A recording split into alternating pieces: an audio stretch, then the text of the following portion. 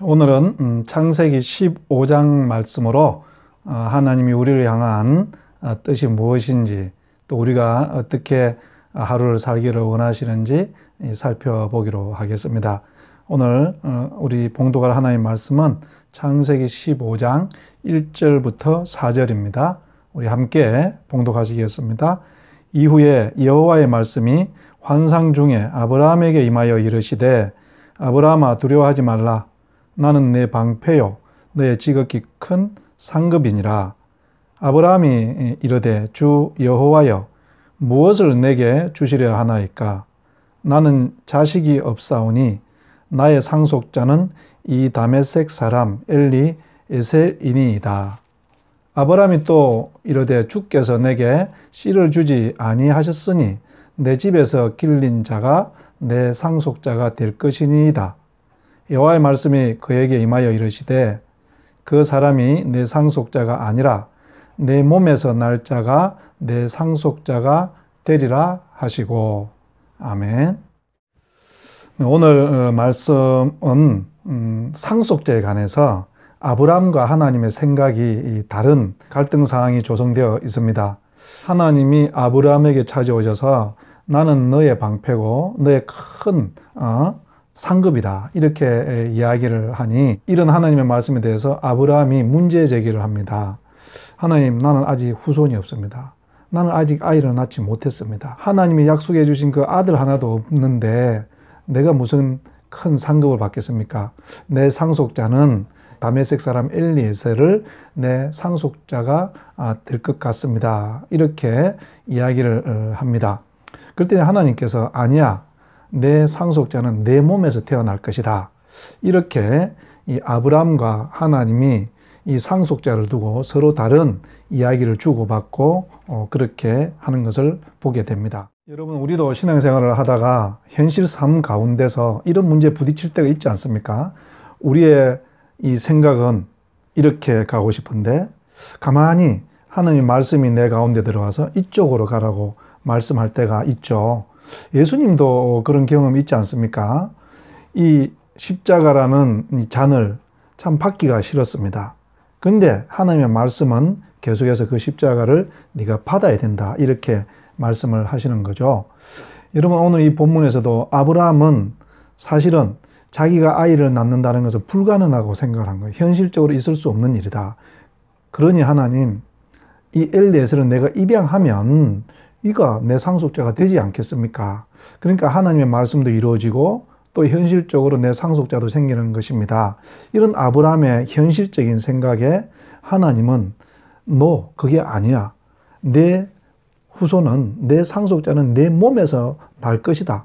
이런 또 비현실적이고 이루어지기 어려운 그런 약속을 해 주시는 이런 일들이 우리 속에서도 있고요. 그랬을 때 여러분, 참 우리가 하나님의 뜻을 따라 가기가 쉽지는 않죠. 어쩌면 우리는 대부분 하나님의 말씀은 이런 게 있지만 그거는 좀 이상적이고, 그거는 뭐 설교에서 하는 말씀이고, 그거는 성경에 써있는 말씀이고, 우리는 실질적인 삶에 있어서는 이렇게 가야 된다. 그래서 우리는 이쪽을 많이 선택하고 우리의 생각을 고집을 많이 할 때도 있습니다. 우리의 삶 가운데도 이럴 때가 종종 있지 않습니까? 이럴 때 어떻게 여러분은 하십니까? 아브라함은 이럴 때 어떻게 했을까요? 아브라함은 이런 하나님의 말씀과 자기 생각이 달랐을 때 어떻게 반응했을까요? 6절을 보면, 아브라함이 여호와를 믿으니 여호와께서 이를 그의 의로 여기셨다. 할렐루야. 아브라함은 정말 하나님 말씀을 따라가기 어려운 상황입니다. 자기의 생각으로 가는 것이 현실적이었죠. 하나님의 말씀을 따라가는 것은 비현실적인 것이고요. 정말 따라가기 어려운 것이었습니다. 그럼에도 불구하고 아마 아브라함은 하나님께서 이렇게 말씀하시니 내 생각으로는 그것이 불가능하고 이루어질 수 없는 일이지만 하나님을 믿고 내가 따라가겠습니다. 여러분, 이것이 믿음인 줄로 믿습니다. 이렇게 아브라함은요, 자기 생각을 내려놓고 하나님의 말씀을 따라갔다는 이야기. 그 결과가 하나님께서 아브라함을 어떻게 생각했다고 그랬습니까? 여호와께서 아브라함이 그렇게 믿은 것, 이걸 아브라함의 의로 여겼다. 이렇게 6절은 말하고 있습니다. 여러분, 아브라함이 어렵다는 것은 아브라함이 실수가 없다든지 아브라함이 완벽한 하나님의 순종의 사람이라든지 이런 뜻이 아니고요. 아브라함이 받아들이기 어려운 하나님의 약속을 그것을 받아들였다는 거예요. 이것을 하나님은 아브라함의 의로 여겼다는 것입니다.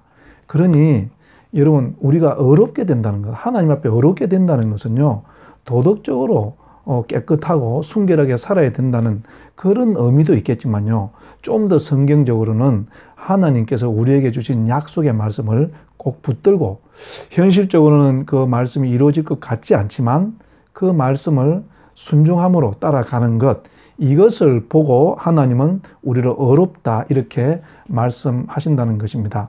사랑하는 성도 여러분, 여러분도 혹시 지금 아브라함과 같은 그런 갈등 속에 있지는 않습니까? 하나님이 분명히 약속을 해 주셨는데 현실적인 내 모습은 그 약속이 나에게서 이루어지기에는 너무도 멀고 불가능해 보이는 그런 갈등에 있으십니까?